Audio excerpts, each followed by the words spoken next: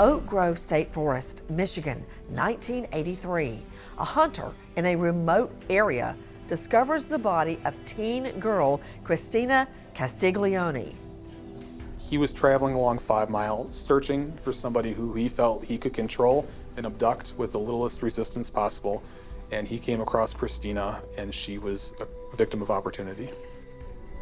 A homicide investigation launches immediately, and detectives hunt for a depraved killer. Serial killers were looked at in this case because the theory at that time was that maybe it was somebody that was just passing through the area. Maybe it was a serial killer that murdered other people. We really didn't know. Eventually, the case goes cold. Now, almost 40 years later, can the power of a new forensic science reveal Christina Castiglione's killer? This is the story of a 40-year-old search for the vicious killer of a beautiful teen girl.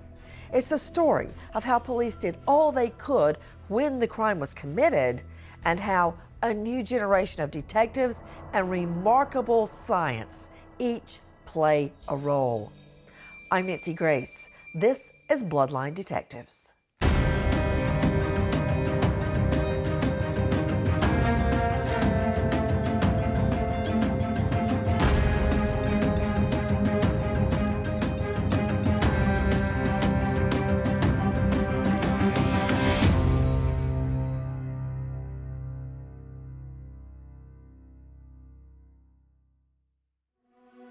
(1983), Redford, Michigan, one of Detroit's western suburbs. Christina Castiglione living at home with her parents. She's 19 with a boyfriend and a great job at an office. We're pretty much an Italian family. I was more quiet, she was more outgoing. We've always been close. I was more of like a doll person, playing with the dolls, had my Barbies, loved my Barbies. She was more into sports. In the summer, she'd take basketball clinics. We have a Parks and Rec where they do a lot of stuff for children. She would coach kids all the time. March 19, 1983. Christina Castiglione tells her friend she's planning to go to a party, but she never arrives. Her last known movements were walking along 5 Mile Road in Redford Township near Telegraph Road in the Lola Park area. This was about 7:30, 8 o'clock at night. She had been walking along the roadway after exiting a vehicle that she was in with her boyfriend, some of her boyfriend's friends. She decided to walk because she didn't like her boyfriend's friends. And as she walked along the roadway, her boyfriend had actually passed her in the vehicle and decided that he was going to get out of the vehicle and wait for her at a nearby liquor store to arrive where he was, but she never showed up. March 29, 10 days after Christina Castiglione's disappearance, her body is found. It's in the Oak Grove State game area, 50 miles northwest of Christina's home. She was found by an area resident that was out walking in the state game area. He had been searching for evidence of wildlife activity, deer, whatnot, and had come across her body. He had alluded to the fact that he was out hunting or engaging in some sort of outdoor recreation in that area, but he didn't have any sort of weapons or guns, fishing poles, anything like that that would have led investigators to believe that he truly was there to hunt or fish. They found a female body, deceased, lying partially covered in the snow. She had been stripped from the stomach down. Her pants and her underwear and her shoes had been thrown to the side and were off of her. She was still wearing a shirt, and she had been strangled with her own sock tied around her neck. Aside from the sock being tied around her neck, there were abrasions to her face and superficial injuries, but it was apparent that the sock was likely the murder weapon for strangulation purposes. Soil was taken from the scene to not only compare to what was on the bottom of her feet to try to determine if she had been walking in that area or she might have been walking someplace else, as well as if we did find a suspect and the suspect had any type of dirt on them, we could also hopefully do some comparisons with that. Everybody received their assignment as to what they were going to do. Certain detectives were going to collect evidence from the scene, others were responsible for photographs, and then a detective was also sent up into an airplane to take overall aerial photographs of the crime scene. So at the scene, there was Jack Daniels bottle collected, there was undergarments collected, there was a soil sample taken from underneath her body, a brassiere. The guys that processed the scene just did a phenomenal job. The blood was put into vials, the clothing and the other matter was put into paper bags where it could dry. There was stick that was taken. The idea at that time was, we don't know what's in play here, so let's collect as much as we can and go from there. The victim was identified at the scene due to the fact that the Redford Township Police Department, when they set out their flyer that Christina was missing, the Sheriff's Department as well as local police departments in the area had received a copy of that flyer. So it was based upon the visual description from the flyer and then the body. After the scene was processed, all the evidence was picked up. Christina was then placed into a transport bag and taken to McPherson Hospital. Detectives must inform her family their beautiful teen girl is the victim of a savage murder. On March 29th, when they came over, I just remember my mom and dad were in the living room. I was out in the dining room, and they had just told them that they had found Christine and that she wasn't alive. My mom was devastated, my dad was. They brought a priest with them, and I was very upset because he swore at the priest and told him to get the F out of his house. There is no God, or his daughter would be with him today. My dad was very quiet the whole time, even when she was gone. He didn't work while she was gone. He just didn't even get up and take a shower. He just sat on the couch for days waiting, you know. It was very sad. No one ever expected that to happen. I don't think anybody ever does. Detectives work closely with the coroner to determine the exact cause of death. Nature provides some help. It's still very cold in Michigan. The cool temperatures help to preserve evidence on Christina Castiglione's body. Finger and footprints were taken. Head hairs were pulled so that the follicles would come out with the hairs, as well as pubic hairs, and a sexual assault kit was performed. There was semen that was found, and that evidence was sent to the State Police Crime Lab after the autopsy and as the investigation progressed. Christina's death was ruled as homicide by strangulation. We sent all of the evidence to the crime lab to be processed. And they located the presence of semen in different places on her body. They were able to take that semen, send it to the state crime lab for blood typing, and determined that the suspect was a type A blood. It's a brutal attack.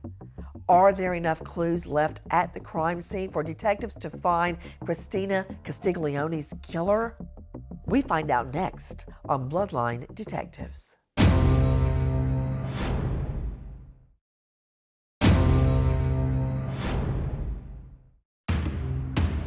1983, Redford, Michigan. The body of teen girl Christina Castiglione discovered by a hunter in a remote woodland. Christina strangled and brutally sex assaulted. Now, her family and friends prepare to give the beautiful teen a final farewell. Oftentimes when there's a homicide or a major crime, the suspect shows up at a funeral or some other family gathering to see what and who's there. So law enforcement, we were there for that matter to see if there was anybody that didn't belong, frankly, that would have shown up at the funeral. We observed several cars that came and left the parking lot. We recorded license plate numbers and then tried to find the owners of those vehicles. The purpose of that was to get with the family a few days after the funeral service and run the names by the family to see if they knew the people that was driving through the parking lot. Nobody that stood out to them. There was a couple people whose names they didn't know, but they couldn't say at that time whether or not they might have been co-workers or something of Christina. The very first suspect for police is the hunter who discovers Christina's body.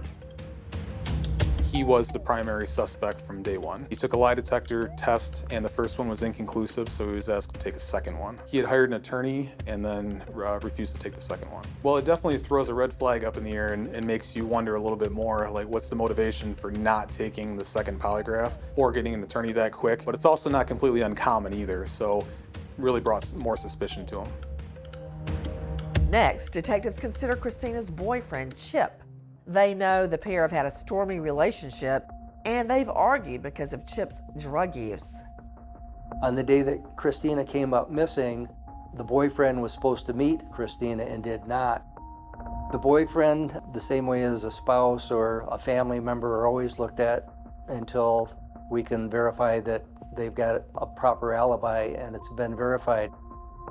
The type of blood for the person that found Christina as well as her boyfriend were all the same, and that was type A. It meant that the case, we needed more information. The boyfriend was looked at heavily. He took a polygraph, and all of the people that he was riding with were interviewed, and his story was verified. The boyfriend was ruled out. The individual that found her was still kind of on the radar, but not of huge focus.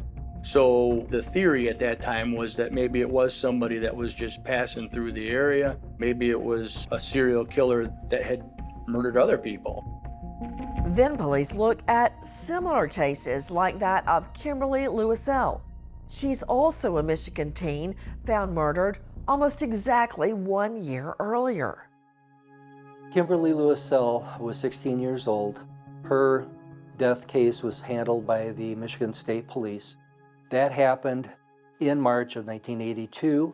She was missing for more than 10 days. Christina was last seen on 5 Mile Road west of Telegraph. Kimberly Lewisell was last seen, as I recall, 8 Mile and Merriman Road, which is within a short distance of where Christina was. Both cases were investigated with the agencies cooperating with each other and sometimes teaming up to go do interviews and follow up. And the reason being is because both of them disappeared from the same basic area and ended up in Livingston County. Charles Abram was a probationary worker for the state of Michigan.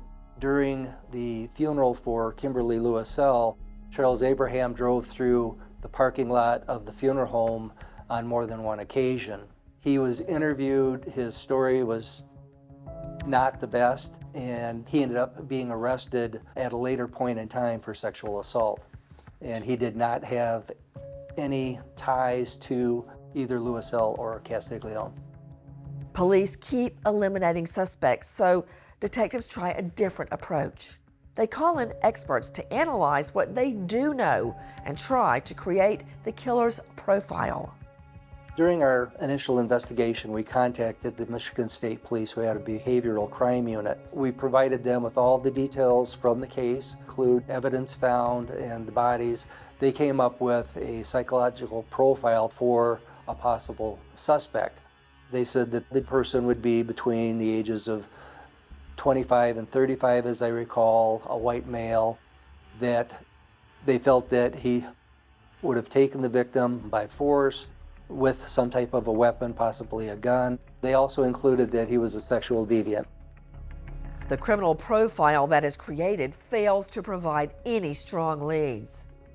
I believe the case went somewhat cold in the mid-'80s, probably about 86 or so, when the tips started kind of drying up. They weren't coming in as hot and heavy. Most of the leads that could be pursued from the initial onset of the investigation had been looked into. Everyone had been interviewed, people had been re-interviewed, so there was really nothing new coming in about that time. In 2001, we did take the DNA from the rape kit in 1983, and it was determined to be of suitable quality to enter it into CODIS. And we were very hopeful. We put it into CODIS and then got the report back, and there was no hits. There was no suspect. There must have been at least 50 different serial killers and sexual assault suspects that were evaluated as potential suspects for this case. Samuel Little was a prolific serial killer that operated in multiple states in the United States, primarily killing prostitutes and then discarding their bodies. He was ultimately ruled out not only by DNA through CODIS, but just wasn't operating in this area in Livingston County or in Michigan at the time, so he wasn't a viable suspect. Around the same time that the suspect's DNA went into CODIS, we had decided to seek out the original suspect on the case, the person who had found her body, and he was living in Rhode Island at the time. So we coordinated with the NCIS service, and they went over to Rhode Island with a search warrant and got his DNA so that we could send it in for direct comparison. Unfortunately, the results at that time came back as negative, ultimately ruled him out. The cold case team was established in 2009, and really it was to take a look at these cases, to go back over with a fresh set of eyes. Investigators are able to look at that and verify that, yes, in fact, every stone has been overturned, every rock's been looked under, every interview has been done. And when you have a fresh set of eyes, you may find a discrepancy. Oftentimes when you're too close to an investigation, you have it in your head that this was done, or maybe you read a person a particular way, or what they said, but on a second or third interview, oftentimes that might change a little bit. It's SOP, standard operating procedure, that when cold cases are reviewed, the victim's family is kept informed. The cold case team investigating Christina Castiglione's murder, however, struggles to make contact with Christina's sister, Anna. I don't trust too many people these days. And I always had in the back of my mind all these years, what if it was a person that did this and nobody knew about it and is still alive today harming other people? So I think the detective called me a few times. I never called him back. Then I got a note on Facebook from the detective telling me who he is, and I still didn't call him back. I'm like, somebody got my name. Could be the person that killed Christine. And finally and I think I still have it on my phone, I actually do. He sent me another note on Facebook.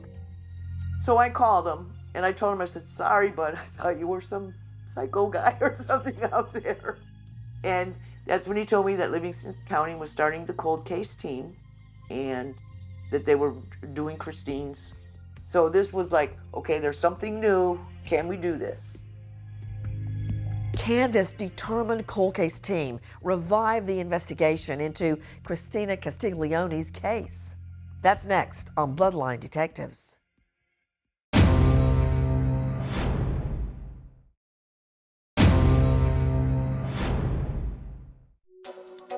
Livingston County, Michigan, 2009.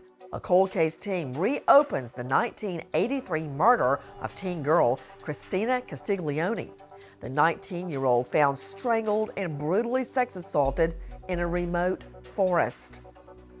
In 2009, then Sheriff Bizat, who was one of the original detectives on this case, decided to form a cold case unit here in Livingston County Sheriff's Office. And it was comprised of 3 investigators with background in law enforcement that could have been federal, local, state, and they're volunteers, and their only job was to come in and evaluate Livingston County's cold cases and be that fresh set of eyes to look at the case and see if there was anything new that could be done. My role was kind of a liaison officer until Sergeant Young came along, as to where I would try to communicate with the detective lieutenant at that time to any search warrants, supplies, trips that had to be made, like some of the interviews might be in another county that would be 100 miles away. That all had to be coordinated. And then I started trying to digitize some of the old cases. This particular case, it was just very sad that she was so young when she passed away. I felt that it was good for closure for Anna, because unfortunately their parents had passed away and there was no closure for them. I had been in touch with Anna several times since being on the cold case team, and I was really hopeful that we were going to get someplace. Police hope developments in investigative DNA technology can help them identify Christina Castiglione's killer. It really took the advancements of technology and DNA and forensic science so this case could be periodically reopened over the years. So after looking at a few different companies, the main standout was Othram. They were kind of the all-in-one genetic genealogy company. They were reputable. There was a lot of people who recommended them that I reached out to, and we ultimately decided that they were going to be the company we were going to use. We sat down and we started looking at what we had that could go to Othram. So we pulled out all of the evidence that we still had in the property room for this case, repackaged it, got it ready to go in case we were able to pursue this type of technology. We sent them a DNA extract that was created by the state crime lab of the sexual assault kit that had male DNA on it. What's unique about Othram is that we have seen an evolution in DNA technology and how it's applied to law enforcement. But the scientists here at Othram have taken extreme measures to ensure the way that it's applied is the best way to handle the evidence, and that includes being able to tap into evidence that nobody else can. Othram must now analyze the DNA sample to see if it's viable enough to even be tested. But we're very fortunate. Many of these investigators, as they were collecting evidence and saving these cases from 50, 60 years ago, they took those steps. Clothing was recovered, a discarded Jack Daniels bottle, a sock, a soil sample was recovered. Essentially, they were looking to preserve as much evidence and identify as much evidence that ultimately could help drive their investigation. They took the time to protect and preserve the evidence, and we, at this point, become partners with law enforcement. Our job is to handle the evidence in the best way that they took the time 50 years ago. We want to make sure we're not racing through any of these cases today. We're doing what's best for the case, just as they've been doing throughout the course of these investigations.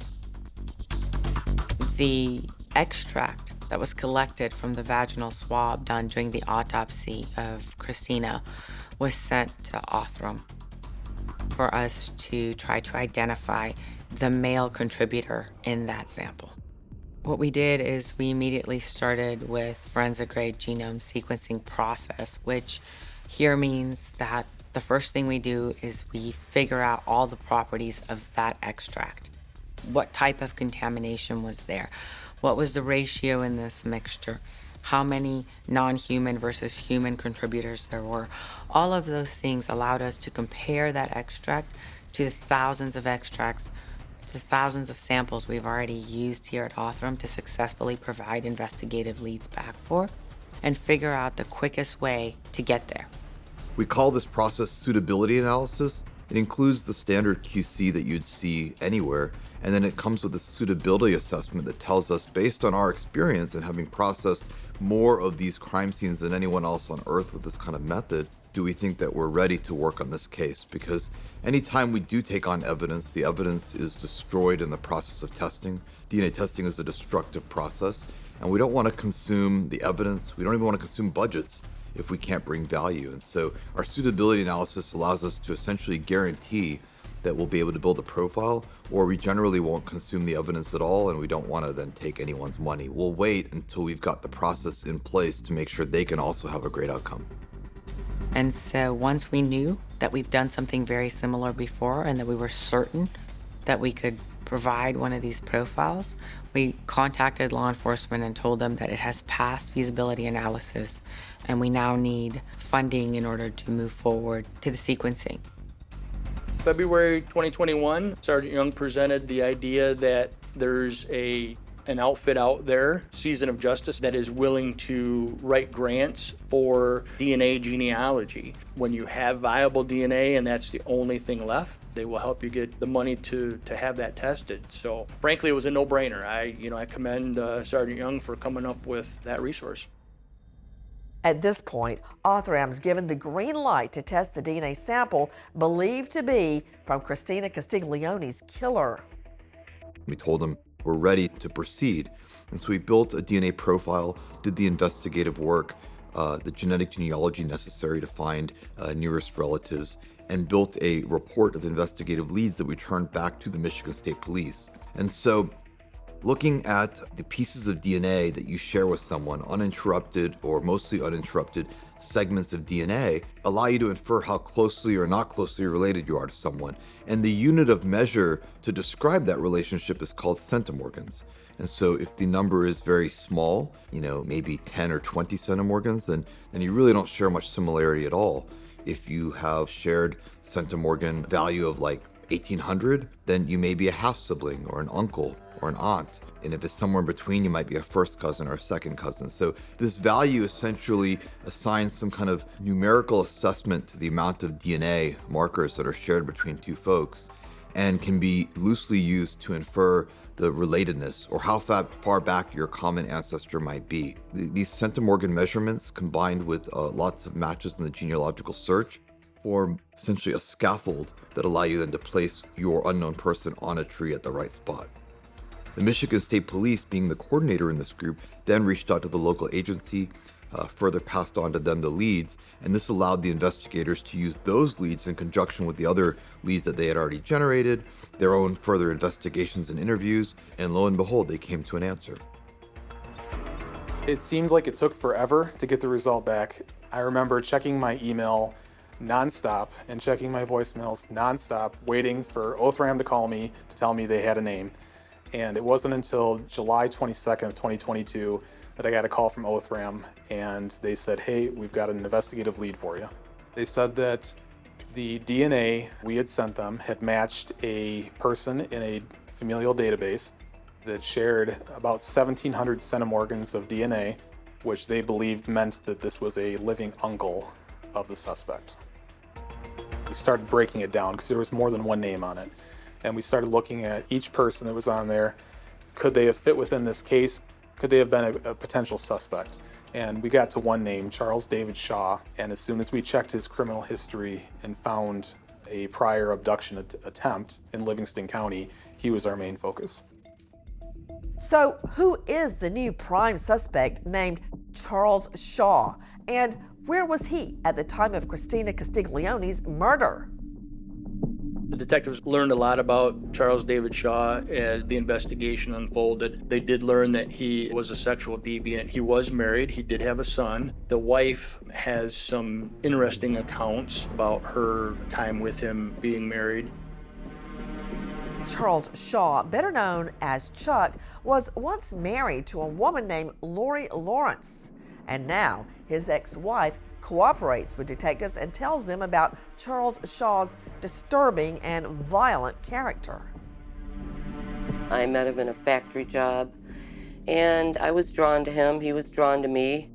Always been drawn to the people that are going to be a little different, and he loved John Lennon. That's about the only person I know Chuck ever loved, besides me and my son. And it was a tumultuous relationship. When he drank, he was violent, he was aggressive, and that would be when he'd get really smashing drunk, which did happen a few times, and the red flags were there, but I refused to see that kind of thing and carried on with the relationship, and I had a hard time breaking up with him. I think I broke up with him 40 times. Lori Lawrence recalls the day her ex-husband has a serious encounter with local law enforcement. There was an incident in 1981 in the McDonald's parking lot in Fowlerville, which is in Livingston County, where he had attempted to abduct a young woman at the time by spraying her with mace. I don't know what day it was, but Chuck had walked in the door and he immediately went to the bathroom, and I just didn't ask any questions, thought he had to go pretty bad, but he was in there for quite a while. But like 5 minutes after he was in there, I hear a knock on the door, and it is the police. I let them in. They just asked for him, and I said, sure, he's in the bathroom. So they waited another 5 minutes and told him to come out, and he finally came out, and they just walked him out the door, and he took one quick look at me, my husband did, and I noticed he didn't have a mustache. He always had a mustache, but I think he'd done something earlier that day. I think there was a big reason why he shaved his mustache. Anyway, they walked him out, and I asked, what are you taking him away for? And they said, for a possible abduction. He was ultimately convicted of a lesser charge of aggravated assault and spent 2 weeks in the Livingston County Jail and a few years on probation. I would have expected to see him spend a little bit more time than 2 weeks. Can Charles Shaw be put behind bars for life in the kidnap and murder of teen girl Christina Castiglione? That answer next on Bloodline Detectives.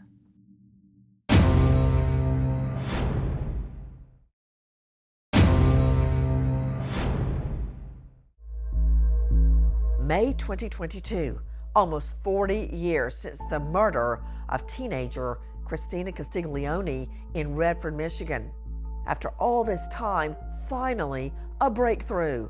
Othram Labs, which specializes in investigative genetic genealogy, IDs a prime suspect from a DNA sample left at the murder scene.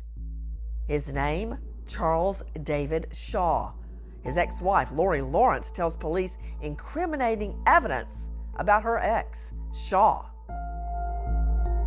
The nightmare began after they left, and I looked in the bottom drawer and decided to snoop. I found ropes and chains and horrible, the worst kind of pornography, journals that talked about what he was going to do to these girls that he worked with, and they were very sexual and torturous and grotesque, and there was a gun in the drawer, and there's things that I think I just blocked out. But I know the gist of it was when he was arrested, and then after he was released and I was asking all these questions, I'm sure he told me something to the effect of, it's not real, or it's just fantasy, I wasn't going to do any of that stuff. And it was horrible. I had nightmares for years about all this stuff, and wondering, always wondering, could he have killed somebody? All the paperwork in the journal that he wrote in sure pointed to the idea that he could have done all this. So for 40 years, yeah, I always wondered. It seemed like the shoe fit, like this was the guy. She described how he was struggled with mental health problems and had been in mental health facilities at a young age. She described everything that we would have expected to see in the offender based on the behavioral science analysis that was previously conducted.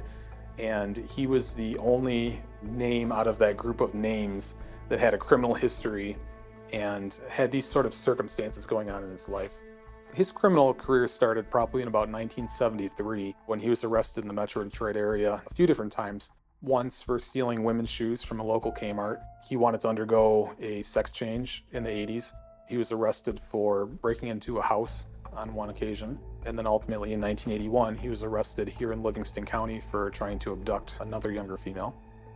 I honestly don't know whether Charles David Shaw premeditated specifically for Christina, but based upon what we know now and what his involvement was in 1981, I think it was premeditated in that he had that forethought of wanting to do something bad. I got a phone call and they said they wanted to come over, which was nothing new. He gave me a few other detectives that I didn't know and said that their commander was coming with them too. The one detective takes out a picture and he puts it in front of me and he says, "Do you know this person?" And I said, "No." He took the picture, put it back in his folder. He goes, "That's who murdered your sister." So my first thing was, I didn't want to cry in front of him, and I tried not to. The first thing I asked him was, where is he now? Anna Castiglione prays her long wait to confront her sister's killer might finally be over. Sadly, she does not get that opportunity. The passage of time in a case like this one can take its toll on relatives and investigators, and that's what happens here when police learn Charles Shaw died barely 6 months after Christina Castiglione's murder. During our investigation, we found out that he was dead. He died in Wayne County, so we obtained a copy of the death certificate. And as I recall, the wording was something to the effect of autoerotic sexual asphyxiation. I think justice was done when he died in the fashion that he did because he was turned to a higher authority, and hopefully he's burning in hell. I found out he had passed away when his brother had called me and said that Chuck had died, fell down the stairs, and broke his neck. I thought it was true at the time. What happened was when I got the death certificate that I needed for Social Security purposes, I had seen that he had died differently than what I was told. And then I knew right away what that was all about. It wouldn't be that everybody else would in the 80s, but I knew because Chuck had told me he loved playing out in the woods and he would do this sort of thing. And I was like shocked and feeling a little sad and not knowing what to think, but in the back of my mind, I think I was actually happy he was dead, and that really triggered a lot of horrible emotions in me because you're not supposed to be happy that people are dead, but I didn't want his son to know him. I knew that he was a very sick man. We initially looked at exhuming his body as a potential way to confirm the DNA. Then when we learned that he had a living brother, So we needed to confirm that the living brother wasn't the suspect. So we got his DNA voluntarily. We told him that it was involving a cold case back from the 80s. And then the conversation started about his deceased brother. And then we learned a little bit more about some of the issues that his deceased brother, Charles David Shaw, had in his life early in the 80s. So we contacted Lori on this one, and we didn't want to intrude too much into her family's life through this process if we didn't have to. So we wanted buy-in from the family. We knew Lori was very much on board with participating, but we wanted buy-in from their son. So we allowed her to approach him and basically give a case synopsis as to why we were there and what we wanted. And he ultimately was very agreeable to participate. And we had drove upstate Michigan, met with him, and then obtained his DNA sample. Charles Shaw may be dead, but detectives now have 2 DNA samples, one from Shaw's brother, the other from his son. Will that DNA prove once and for all Charles Shaw brutally murdered teen girl Christina Castiglione in 1983? That's next on Bloodline Detectives.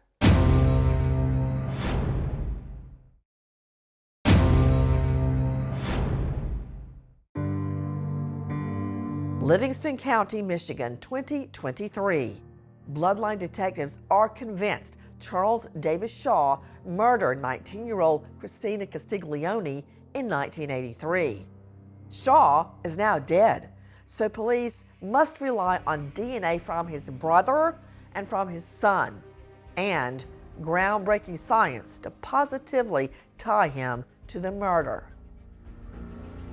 So the kin snip testing in this case came from the DNA of his son. They sent his DNA to Othram, and we were able to confirm the father-son relationship. He didn't get justice for what he did to Christina in this case, but I do believe that the world knows his name, they know what he's done, they know their story, they know how their life was ended, and so for their family, there's not justice, but there's answers. Detectives suspect Charles Shaw may be responsible for other sex attacks. They enter his DNA sample into CODIS, the National DNA Database, and very quickly, CODIS produces a match. Kimberly Lewisell was another body that was dumped here in Livingston County. That happened to be a state police case, but now that there was legitimate DNA from Charles David Shaw, that information was shared with the Michigan State Police, and they were able to solve that homicide as well. Very similar set of circumstances in that there was no connection between the suspect and the victim. So another case, frankly, that probably would have been unsolved had we not gotten the forensic genealogy back on the Christina case. I was just happy that people had closure. I talked with the detectives, and I know that people wanted closure. I know there was people out there waiting. I'm just sorry that they just never could see Chuck go to trial. I'd love to wrap my arms around them and tell them how sorry I am, and to live in this community and not know. I'm just sorry they've had to go through all the pain, and I just hope that they solve as many cases as they can to help as many families along that need closure. It's incredible. This case didn't only affect the Livingston County community, it impacted their family. They were in the area. And their willingness to understand the importance of resolving this case, it's unspeakable. It's amazing that they were able to do that. Every case is important to Othram. Every one of these cases, there's a family out there, there's a victim out there that's looking for an answer. They won't truly ever receive closure. In this case, they may not even necessarily receive justice, but there's a few things that we can do. We can help them answer the question that they've been asking for years. In closing a case like this, we can also put a community at ease. We know that this person is no longer a threat to the community. He's off the streets, whether he's deceased or, in this case, or in prison. But it's important to the family, the victim, the memory of the victim, as well as the community itself. I didn't think at this point that we would never know who it was. I think today that when my mom and dad passed, they're with her now, so they are happy. My dad was sick with Alzheimer's and dementia.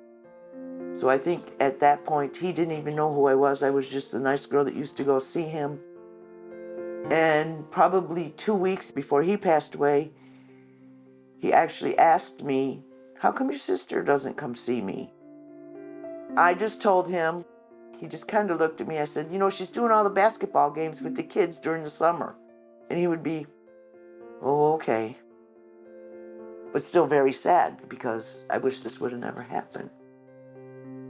The incredible efforts of police going all the way back to 1983, along with cold case investigators and groundbreaking science, solves Christina Castiglione's murder.